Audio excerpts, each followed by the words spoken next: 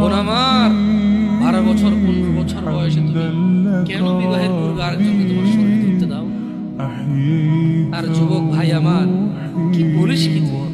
এই পৃথিবী আর পৃথিবীতে যা আছে এর চেয়ে মূল্যবান হচ্ছে এই মেয়েটা।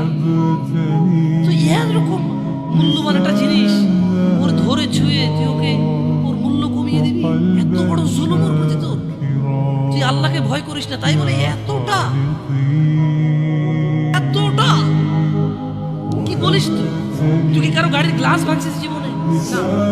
কেন ওর লস হবে? তুই কি কোনোদিন কোনো মানুষকে ঘুষি দিছিস? না।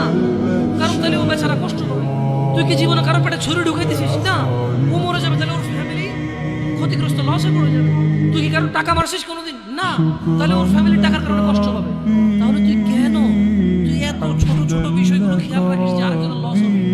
তাহলে তুই এই মেয়েটার জীবনটাকে তুই কি করলি? তুই পুরো পৃথিবী আর পৃথিবীতে যা আছে সবকিছু বিক্রি করলে যে সম্পদ হবে, সবকিছু অর্জন করলে যে অর্জন হবে,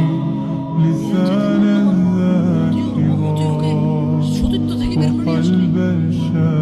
তুই তোর সামান্য ডিজায়ার ফুলফিল করা